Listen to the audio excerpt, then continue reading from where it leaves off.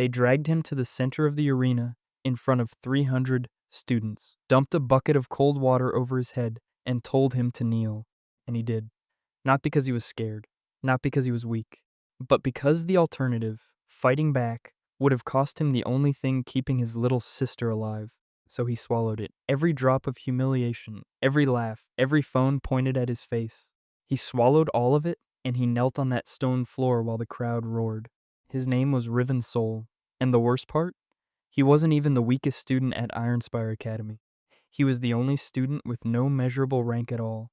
In a world where every person who touches 18 years old awakens with a system rank, F through S, with S being the stuff of legends, Riven turned 18 and got nothing.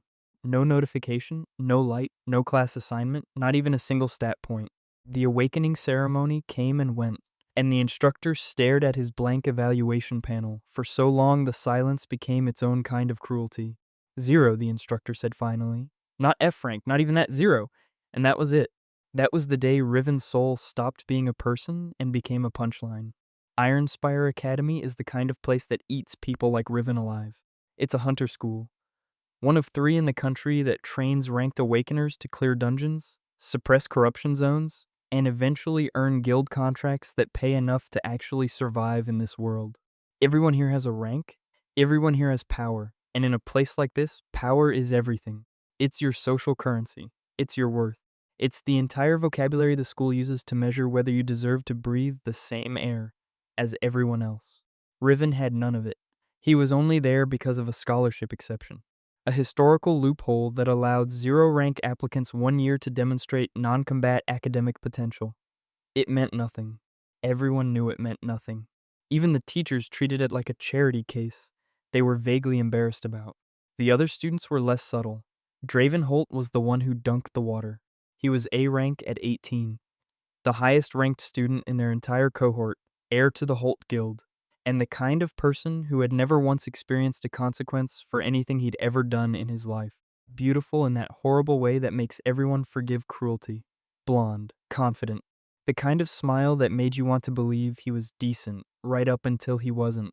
He'd hated Riven from day one, not because Riven had ever done anything to him, but because Riven refused to look away. Most 0 ranks crumbled fast.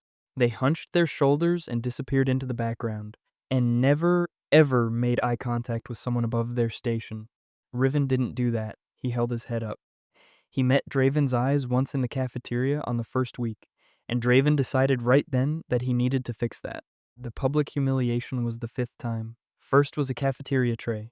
Second was a locker full of dungeon waste. Third was a fight that Riven technically started by existing in a hallway Draven wanted. Fourth was a rumor. Something about Riven cheating in theory class, which got him nearly expelled. This, the arena, the water, the crowd, was the 5th, and it was designed to break him. It didn't. What it did was trigger something. Riven knelt in that water-soaked circle, head down, fists against the stone, and he felt it, a heat. Not in his chest, deeper. Somewhere behind the sternum, behind the ribs, somewhere that shouldn't have had nerve endings, but suddenly had too many. He kept his face blank. He kept his breathing steady. But inside, something was counting. He didn't know that yet. He found out 3 days later in his dormitory at 2 a.m., when he woke up to a light behind his eyes and a sound like glass breaking in reverse. Like the universe was putting something back together. The interface appeared. Not the standard one. Not the clean government standard system UI that every awakened person sees when they first rank in. This was different. It was darker at the edges. The text was thicker. And where a normal awakening shows something like, "You have awakened as an F-rank support class," this one showed something that made Riven sit up so fast. He cracked his head on the bunk above him. System anomaly detected. Retroactive accumulation protocol initiated. Calculating stored experience. Calculating stored pain index. Calculating suppression debt. The numbers on that last line were not small. Suppression debt 4,012 days. 4,412 days. That was how long, the system told him, that his awakening had been forcibly delayed. Not naturally, not randomly, forcibly. Something had been sitting on his power since birth, pressing it down, holding it under, and every single day that power had nowhere to go, it had pooled, compressed, calcified into something denser and more volatile than a normal awakening would ever produce. Then it showed him the multiplier. Base system rank, F. Suppression depth multiplier, 10,000x. Current effective rank. Calculating, Riven stared at that screen for a full 30 seconds. Then he said one word. What? The system didn't answer in the way he expected. It didn't give him a nice clean number. It said the calculation was still running. That whatever he was, whatever rank sat at the end of 10,000 multiplied by F, the system didn't have a clean category for it. It told him the calculation would complete when he first performed a ranked action. That was all it said. Then it asked him to name his class. He had no idea what class he was. The options the system gave him were blank. Not because they didn't exist, but because they hadn't resolved yet. Pending. Locked behind that first action, he closed the interface, he lay back down, and he stared at the ceiling of his dormitory for a long time. Then he smiled. Not a big smile, not a triumphant one, a quiet one. The kind of smile that happens when 4,000 days of being the butt of every joke suddenly look like an investment finally paying out. He didn't tell anyone. Not even his dorm mate, Isel Crane, who was an E-rank mage and the one person at Ironspire who had ever said a genuinely kind word to Riven. Isel was small and soft-spoken and perpetually stressed about the upcoming combat ranking assessments, and he would have asked too many questions. Riven wasn't ready for questions. He needed to figure out what he had first. The academy had a dungeon training facility in the East Wing. Low-tier practice dungeons, F-rank difficulty, used for basic skill development in first years. Entry was technically restricted to ranked students, but the overnight maintenance slots had security gaps that Isel had mentioned offhandedly once while complaining about his own late-night practice sessions. Riven had filed that information away without knowing why. Now he knew why. He went at midnight on a Thursday. The facility was empty. Dim emergency lighting and the hum of the mana ventilation system. The practice dungeons were these sealed rooms, about the size of a gymnasium, with artificially spawned low-tier monsters. Shadow wolves, stone crawlers, bog imps, the kind of thing a ranked F student could handle as a warm-up.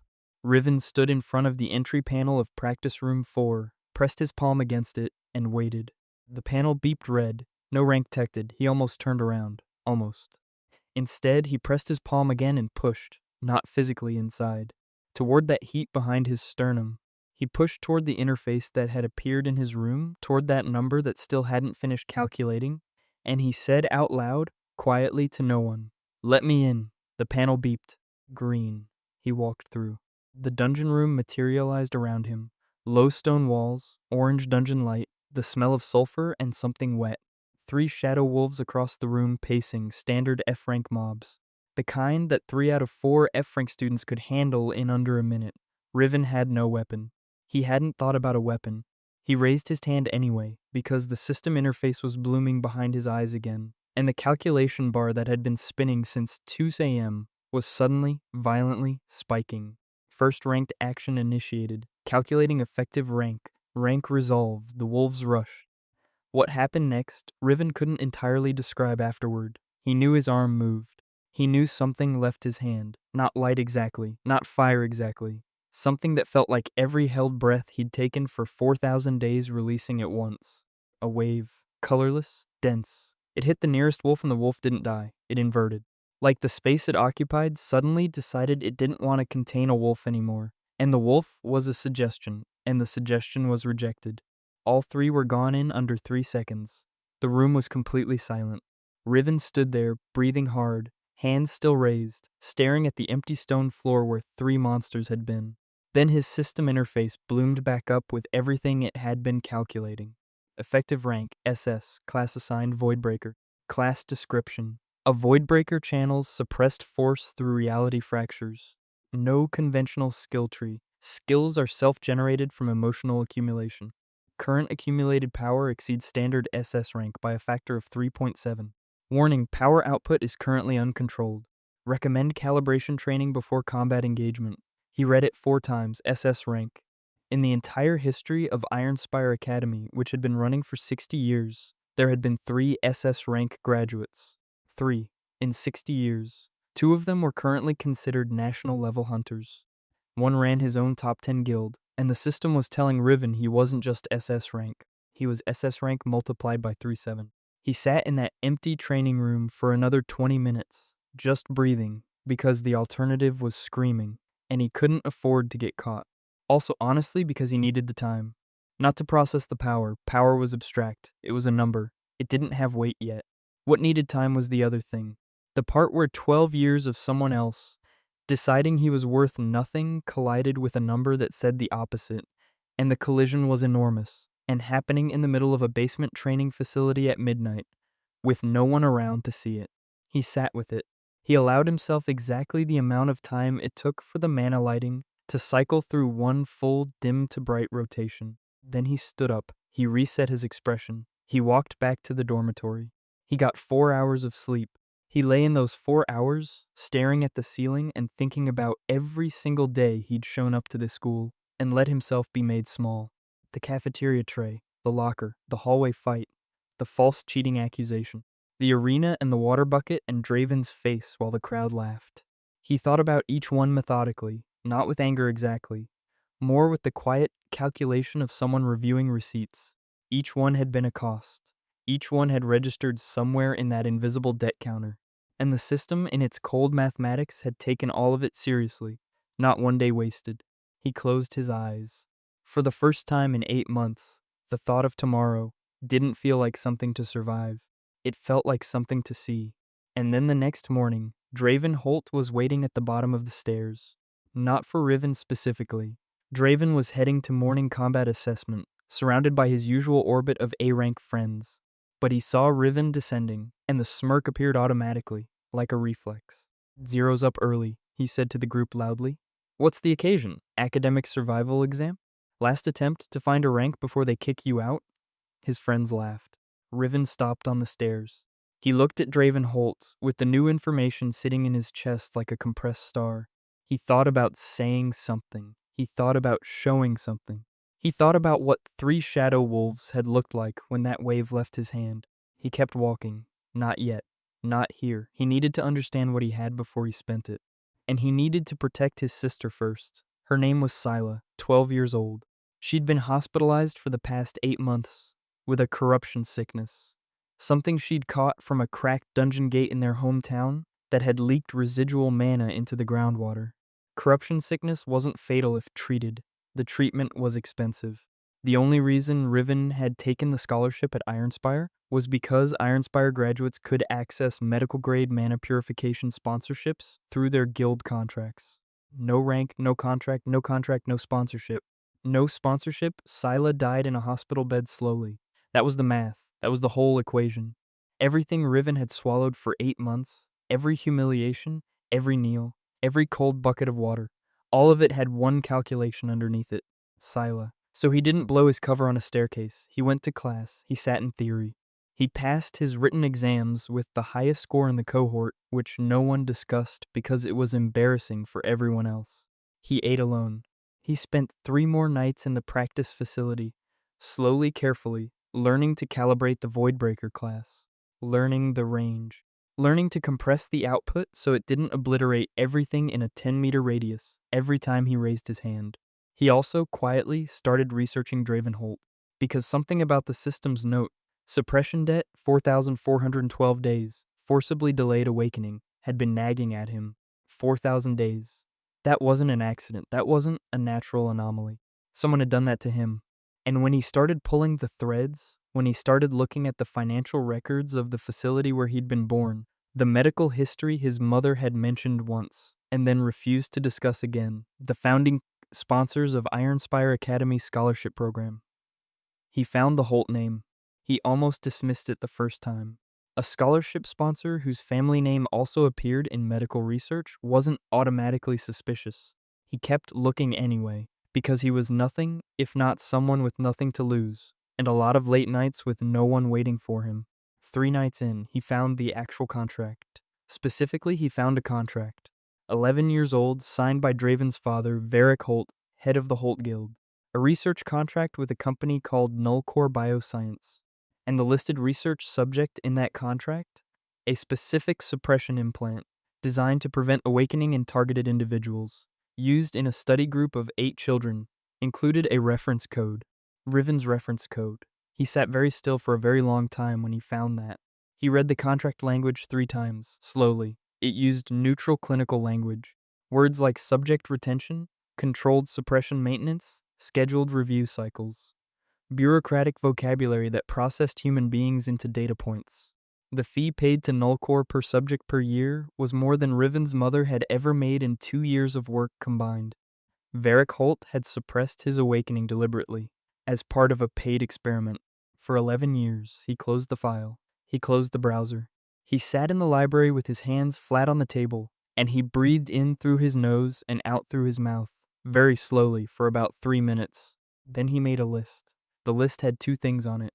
First, get Sila's medical costs covered before anything goes loud. Second, dismantle the Holt Guild publicly, completely, and in a way that Varric Holt could not buy his way out of. In that order. The opportunity for the first part arrived sooner than expected, and it came from a direction Riven hadn't anticipated. Her name was Tessely Vorn.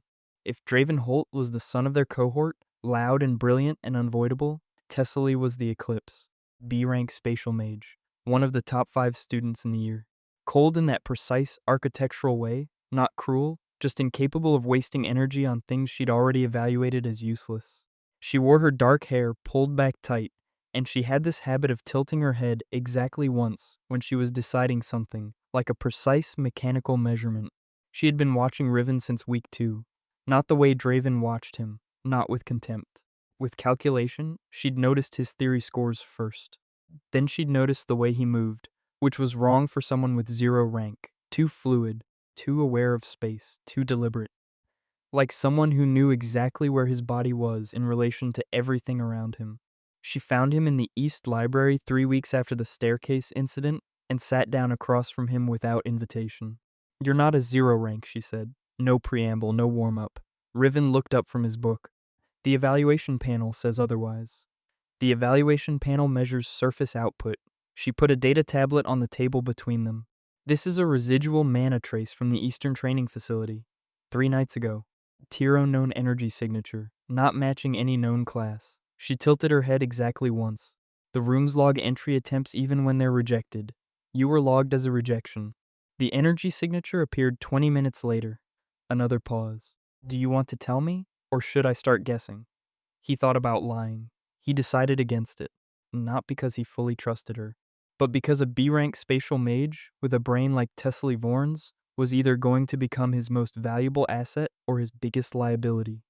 And the difference between those 2 outcomes was the next 10 seconds, he told her. Not everything, not the contract, not the suppression, not Draven's father. Just the system. The Voidbreaker class, the multiplier. The SS rank that the panel didn't know about. She didn't react the way most people would. She didn't gasp. She didn't lean back in her chair. She tilted her head, not once but twice, which apparently meant she was recalculating something significant. And then she said, "You're waiting to use it." "Why?" "My sister," he said. She nodded like that answered everything. Maybe it did. "There's a mid-year assessment in 6 weeks," she said. "Individual combat ranking, all first years. Results determine scholarship continuation for the 2nd semester. A beat. If you perform at any rank at all. The scholarship committee is legally required to extend full medical sponsorship to immediate family for the duration of enrollment." He stared at her. "You didn't know that clause," she said. "No. You've been surviving here for 8 months without knowing about a medical sponsorship clause that activates the moment you demonstrate rank." Something moved across her face that wasn't quite expression, more like the ghost of one. "That's unfortunate." It wasn't sympathy exactly, but it was close enough. 6 weeks, he said. 6 weeks, she confirmed. She stood up. She took her tablet back. At the door, she paused and said, without turning around, "My spatial anchoring needs a combat partner who can handle excessive collateral. My current partner cracked 2 ribs last week from mana overflow. I'm told that won't happen with a void breaker." Another pause. "Training. 4th sub-level facility. Tomorrow morning, 5 a.m. She left. Riven looked at the empty doorway. He showed up at 5 a.m. The next 6 weeks were the most focused Riven had been in his life. Tessely was exactly what she appeared to be. Brilliant, demanding, completely unbothered by physical discomfort, and startlingly good at reading what someone needed to work on before they knew it themselves. She ran him through control drills that he had no context for, and adjusted them mid-session without explanation. watching his outputs with the same expression she'd used to evaluate a math problem. She didn't compliment progress, she just moved to harder drills. The first morning was a disaster. Not in the way where someone gets hurt, in the way where someone realizes they have no idea what they're doing, and that gap is a lot wider than it looked. Tessely told him to produce a controlled output into a target dummy she'd set up against the far wall. Simple, contained, a directional push, nothing more. He raised his hand and the target dummy ceased to exist. Not just fell over, ceased. Like the air decided it was finished with the concept of a dummy in that location, and the concept was retired accordingly. Tessely looked at the empty space where the dummy had been. She looked at Riven. She made a note on her tablet. Smaller, she said. They went at it for 3 hours that first morning. He destroyed 4 more dummies. He accidentally inverted 2 meters of the sublevel wall's outer casing, and had to help her put it back before the maintenance staff arrived. He blew a perfect circular hole through a reinforced mana barrier that was rated for S-rank impacts, and the hole was clean enough that both of them stopped and stared at it for a moment before Tessely photographed it and added it to her file without comment. He got faster, he got precise. The Voidbreaker class, it turned out, had a trait the system hadn't fully explained in the initial description. Every skill it generated was unique, unrepeatable, spawned from a specific emotional state. Anger created pressure waves. Grief created voids, spaces of absolute stillness that nothing could cross. Determination created a thing the system called a force anchor, basically an unmovable gravitational point he could drop anywhere in a space. Fear, and this was the one he found hardest to access, not because he was fearless, but because accessing it felt like looking at a wound directly. Fear created the inverse of a void. Pressure so concentrated it bent the air. Each one was different. None of them were in any existing hunter manual. It took him 2 weeks to stop flinching every time the grief skill activated. Not because it hurt physically, because accessing it meant touching something real. A specific flavor of despair he'd been carrying since Sila's hospitalization. A specific memory of a specific night when the doctor had used the word irreversible, and Riven had stood very still in the hallway and decided not to feel it until he could do something about it. Using that as fuel felt like dipping into a wound. It worked every time. He hated that it worked every time. Tessely noticed. She didn't say anything for 10 days. Then on day 11, during a water break, she said, "You're holding back on the void skill." "I know," he said. "The control is better when you don't." "I know." She looked at him steadily. "It'll get easier to access without it costing you as much." That's true for all emotional anchor class systems. The initial draw is the hardest. You're building a channel. Right now it feels like ripping one open from scratch every time. He drank his water. "Does it ever stop costing?" he asked, a pause. "No," she said. "It just costs less per use." He nodded. He put the water bottle down. He went back to the drill. Tessely cataloged all of it in a private file on a secured local drive that she showed no one. "Your class breaks the combat school meta," she told him during week 4, watching him run a drill. Skills that can't be predicted because they can't be categorized means every counter strategy becomes useless. You're not just strong, you're unreadable. "That's good," he said. "That's terrifying," she said. Then a beat.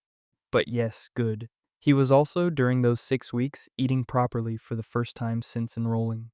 Not because the food got better, it was the same cafeteria sludge as always, but because the medical sponsorship application process, once Tessely pointed out the assessment clause, had also flagged his scholarship file for a nutrition review, and the academy was apparently required to ensure sponsored students had adequate caloric intake, which meant he got a supplemental meal allocation, which meant he stopped running on 300 calories a day, and whatever vending machine catastrophe he could afford. Tessely found out about the nutrition situation on week 3, cross-referencing his output drop in the Thursday afternoon session with the cafeteria records she'd accessed through the administrative research portal. She didn't make it emotional. She just put a protein bar on the training mat next to him without breaking stride in her own warm-up and said, "Eat that before we start tomorrow." He did. He didn't comment on it. She didn't either. It just happened every morning after that. Draven, meanwhile, was escalating. He'd gotten wind that Riven had been in the training facility. Not the how or why, just that a 0 rank had somehow accessed restricted space. He pushed the academy administration to investigate. Riven's dormitory room was searched twice. Nothing was found because there was nothing to find. The system interface was invisible to external scans, and the practice dungeon mobs had no remains to analyze. But the fact that Draven was actively hunting for ammunition told Riven the clock was ticking. Then, 3 days before the assessment, something happened that changed the timeline. Isel Crane, his quiet, gentle doormate, had the worst possible luck of being in the wrong corridor at the wrong moment. He'd bumped into Draven's group coming back from dinner. A literal bump, backpack against shoulder, total accident, and Draven had decided it was a slight. Isel was the most inoffensive person at Ironspire, which meant he had no one ready to defend him, and no rank powerful enough to protect himself. And Draven and 2 of his A-rank friends had walked Isel into a dead-end corridor behind the east stairwell. Riven heard about it from Tessely, who had heard about it from a first-year scout she worked with, 40 minutes after it happened. Isel's was in the infirmary with a fractured wrist and a concussion. Draven had reported it as a training accident. Riven walked out of the sublevel facility without his jacket on. The night air was cold. He didn't notice. He stood in the courtyard and breathed. He thought about the 6-week plan. He thought about the assessment. He thought about Scylla in her hospital bed and the medical sponsorship clause. He thought about all the reasons to be patient. Then he thought about Isel, who had offered him half a meal on the first day of school when the cafeteria staff had forgotten to log Riven's meal card. Who left encouraging notes on theory assignments when they studied together? Who had the most earnest, undefended face Riven had ever seen on someone trying to survive in a place this brutal? He found Draven in the common room. He didn't say anything theatrical. He didn't do a big entrance. He just walked up to where Draven was sitting with his group and said, flat and quiet, "The assessment is in 3 days. If you touch anyone in this school before then, I will end whatever you're planning to build on the results." Draven looked up, slow, contemptuous, the kind of look that had worked every single time before. "Did you just threaten me? The 0 rank is threatening me?" He looked around at his friends, who were already grinning. "What are you going to do, fail at me?" 3 days, Riven said. He didn't raise his voice. He didn't lean in. He just held Draven's eyes with everything that had accumulated over 4,412 days, and said it again. 3 days. He left behind him. He heard Draven laughing. Heard one of the friends say something about it being almost sad. Heard the laughter fade as he turned the corner. He went back to the sublevel facility and trained until 2 in the morning. Assessment day arrived on a Tuesday with a cold gray sky, and the entire first-year cohort assembled in the main arena, the same one where Draven had humiliated Riven 8 months earlier. The structure of the assessment was simple. Every student entered a solo combat evaluation chamber. The system measured peak output and assigned a provisional rank update, and results were posted publicly on the Academy ranking board for everyone to see. It was designed to be public, that was the point. Rank was a public good at Ironspire. Your number was your identity. Riven had arrived early, not to get a good seat. There were no good seats for someone everyone expected to fail. He arrived early because he wanted to feel the space. The arena smelled like stone dust and mana residue, and the particular nervous sweat of 300 students trying to look confident. He'd spent 8 months in this building being invisible. He wanted to remember what invisible felt like one last time. The evaluation order was alphabetical. Riven was near the end. Sol came late in the roster. He sat in the observation area and watched. Watched A-rank students post their numbers with easy confidence.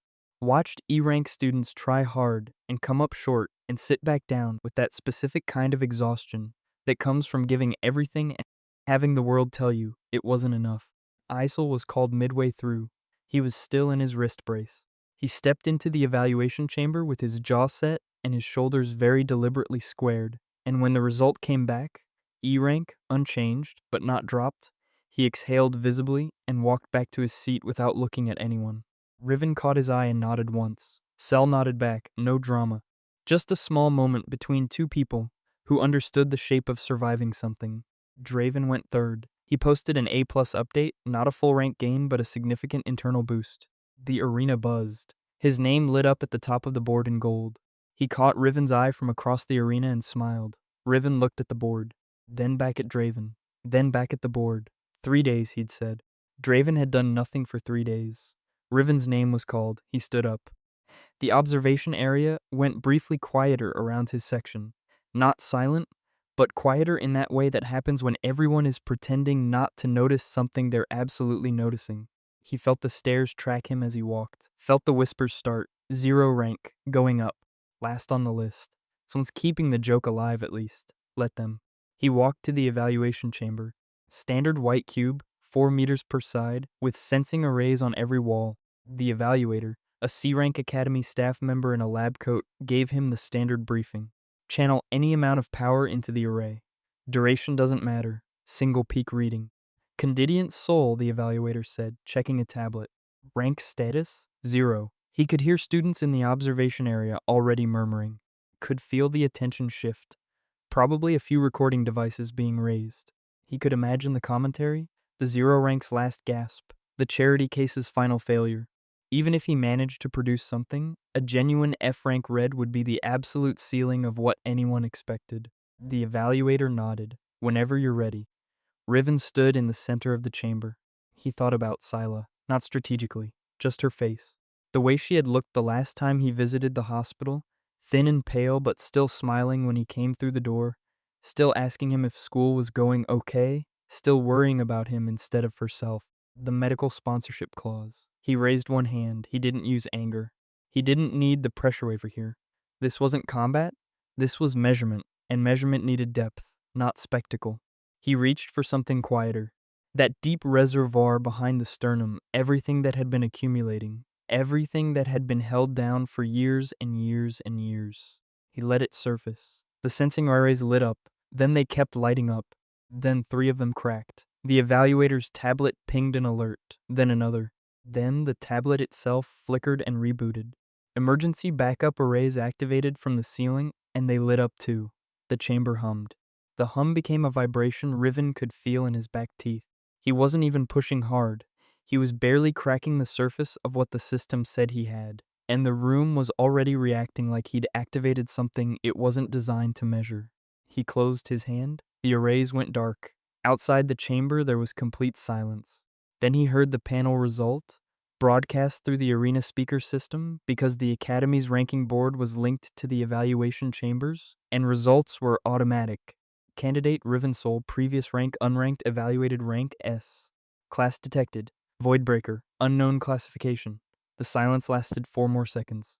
Then someone dropped something metallic, and it rang on the stone floor, and the entire arena erupted. Riven walked out of the chamber. He didn't run. He didn't grin. He walked out at the same pace he'd walked in, and he crossed the arena floor while 300 students were on their feet, and the noise was enormous and everyone was staring at him. And he sat back down in his seat like he'd just submitted a theory assignment. The chaos around him was spectacular and slightly surreal. People who had spent 8 months pretending he didn't exist were suddenly finding reasons to stand near his rope. The C-rank evaluator had called 2 administrators over, and they were all looking at the chamber's sensor logs, with the expression of people who've just discovered the instrument they use to weigh things has been measuring in the wrong unit.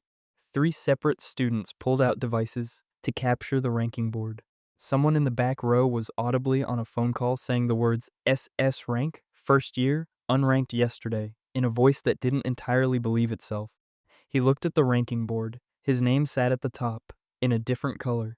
The board didn't have a category for SS, so it had defaulted to a gold that was brighter than Draven's by a significant margin. He looked at Draven. Draven was standing very still. The smile was completely gone. He was staring at the board with an expression that was cycling through several things fast. Shock, calculation, and then, underneath both of those, something that looked worryingly like fear. Good. He should be afraid. Tessely appeared at Riven's left shoulder. She said nothing. She just put a hand briefly on the back of his chair, not touching him, just there, and then withdrew it. He didn't look at her. She didn't need him to. The Academy director announced that the scholarship medical clause had been automatically triggered by the SS evaluation result. Full sponsorship, beginning immediately. He would receive the formal documentation within 24 hours. Scylla's treatment would continue. He breathed out slowly through his nose. That was the first part of the list. The second part was already in motion. Because Tessely, in addition to her spatial mage training and her meticulous skill cataloging, had another talent she'd revealed to Riven only 2 weeks ago. Her secondary class, the one she hadn't disclosed publicly, was a chronicler variant. She could create undeniable mana-authenticated records of events, the Hunter World's equivalent of a perfectly unbreakable chain of evidence. 3 days ago, she had walked into the Academy's sealed administrative archive and done something very quiet and very thorough. She had authenticated copies of Nullcore Biosciences' research contract, the one with Varric Holt's signature, the one with Riven's reference code. She had authenticated them to the National Hunter Registry's evidence chain, which meant they were now legally immutable. They could not be deleted, altered, or suppressed. She had also filed them with the Iron Spire Academy Board, the National Hunter Ethics Commission, and 2 separate investigative journalism contacts. 47 minutes after Riven's SS ranking appeared on the arena board, the first news alert hit the Academy's public information channel. Holt Guild under investigation. Illegal suppression experimentation alleged. Draven's phone buzzed. Then it buzzed again. Then he looked at it, and the color drained out of his face completely, and he looked across the arena at Riven. And Riven finally, let himself hold that gaze without looking away. He didn't gloat. He didn't smile. He just held Draven's eyes, and let the silence say everything that 4,412 days had built up. Draven looked away first. The aftermath moved fast in the way that things move fast when the Foundation crags all at once. The Holt Guild sponsors started pulling out before the day was over. Varric Holt put out a statement that the contract had been misrepresented, that the research was voluntary and consensual, which was both a lie and legally meaningless since the subjects had been children. Legal teams descended. The National Ethics Commission froze the Guild's operations pending investigation. Draven didn't show up for the afternoon ranking ceremony. He didn't show up the next morning either. Riven found out through Easel, who had been discharged from the infirmary that afternoon, wrist in a brace, and who had found Riven in the cafeteria and sat down across from him with the most complicated expression Riven had ever seen, that Draven had withdrawn from Ironspire. His father pulled him out, Isel said. I heard from the second-year reps. A pause. Is it true? What the news is saying? Yes, Riven said. Isel was quiet for a moment. Then, how long did you know? About the suppression? 3 weeks. And you waited. I needed to get Silas' treatment sorted first. Isel absorbed that. He didn't say anything for another beat. Then he picked up his fork and went back to eating, and in between bites he said very quietly, I'm glad you're here. Riven looked at him. Isel had his eyes on his tray. He wasn't being dramatic about it. He just said it, simple, like it was a fact. The way you'd say the weather. Riven went back to his food too. Yeah, he said, me too. The school felt different after that. Not easier. Ironspire Academy didn't get easier. It got more complicated. Because now the zero rank who wasn't a zero rank had a power that no one could classify and a legal case against the most prominent guild family in the country attached to his name. And that combination meant everyone wanted something from him. Guild scouts materialized. 3rd and 4th year students who had never once acknowledged his existence suddenly had questions, insights, invitations. The faculty started treating his class absences like emergencies instead of irrelevances. Tessely kept training with him. She never mentioned what she'd done with the documentation in any way that could be overheard. She added 2 new sparring protocols to their morning sessions, citing that his force anchor skill still destabilized under emotional compression, and she didn't want him blowing a wall out. She wasn't wrong. He visited Scylla 2 weeks after the assessment. She was sitting up in her hospital bed with better color than she'd had in months, eating something that actually looked like real food, instead of the thin hospital nutrient slop he'd been watching her survive on. She had a book in her lap. She looked up when he came in, and her face did the thing it always did, that immediate, genuine light, and she said, You got a rank. Yeah, he said. They told me at the front desk when the sponsorship paperwork came through. They said SS. A pause, where she tilted her head with an expression that was startlingly similar to Tessely's measuring look, which was either coincidence or something about the people Riven apparently gravitated toward. What's this? Good, he said. How good? Really good. She narrowed her eyes like she was deciding whether to press it. Then she moved over on the bed and patted the space beside her, and he sat down, and she leaned against his arm and went back to her book. I knew, she said after a minute. Knew what? That you'd figure it out. I knew from the start. He looked at the wall. He thought about what 4,000 days feels like from the inside. about the weight of something held down too long, and what happens when it finally rises. I'm sorry it took so long, he said. She shook her head against his shoulder. You were just collecting interest. He didn't answer that, but he thought about it for a long time on the train back to Ironspire. Collecting interest. The system's suppression debt, measured in days, converted to a 10,000 times multiplier, stored and released in a single night. 12 years of someone else's cruelty turned into a foundation that no one in the history of the Academy had ever stood on. Maybe she wasn't wrong. Maybe the whole shape of it was less a story of what was taken and more a story of what accumulated.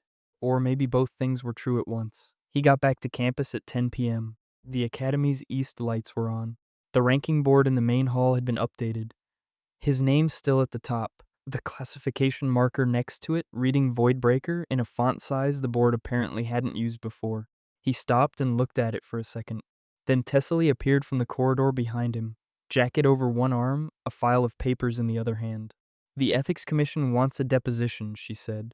Your testimony about the suppression implant, probably within the month. Okay, he said. Also, the top 3 hunter guilds outside of Holt have sent formal recruitment letters. I've sorted them by legitimacy rating. She held out the file. The one on top is the only one I'd recommend talking to. He took the file. He looked at the top letter. The guild name was Ashvale. He'd heard of it, mid-tier 5 years ago, climbing fast in the last 2. He didn't know much else. Why Ashvale, he asked. Because their director had her awakening suppressed too, Tessely said. Different method, different family. But she'll understand your situation and she won't try to leverage it. A pause. She was also the one who first flagged anomalies in Nullcore's research 5 years ago. She couldn't prove anything then. The documentation I filed gave her what she needed. Another pause, shorter.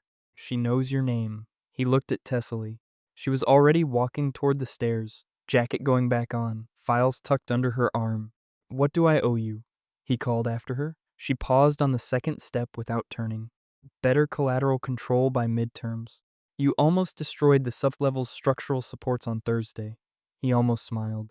5 a.m., he said. 5 a.m., she confirmed, and she went up the stairs. He stood alone in the main hall, with the Asheville letter in his hand and the ranking board at his back. School was quiet around him, the of quiet that follows a significant thing. The building felt different when you were no longer pretending to be something smaller than you were. The ceilings felt higher. The corridors felt more like paths and less like gauntlets. He folded the letter and put it in his jacket. He had a deposition to prepare, a class to calibrate, a system with skills he still hadn't fully mapped. And somewhere in the structure of the Holt case, in the 8 children who had been research subjects in that Nullcore contract, there were 7 other names he hadn't tracked down yet. 7 other people who might have their own debts outstanding. He started walking, and then the system interface bloomed behind his eyes one more time. Unexpected, unprompted, a new notification he hadn't triggered. New objective unlocked. Designation, suppression chain. Target. Locate the remaining 7 subjects of Nullcore Trial 04. Current status. 3 of 7 confirmed living. 4 status unknown. Warning. Nullcore Bioscience has initiated secondary protocol. Estimated activation timeline, 14 days. Recommendation, move quickly. He stopped walking.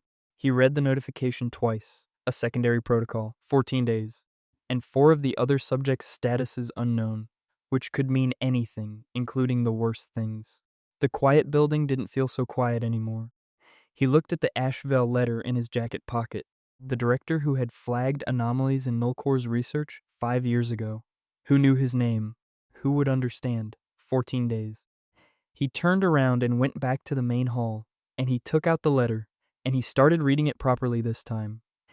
Not as a recruitment offer, but as the beginning of something much larger than one school, one guild family, one humiliated boy who turned out to be the most powerful person in the room. He had no idea yet how much larger, but the system did, and it was counting.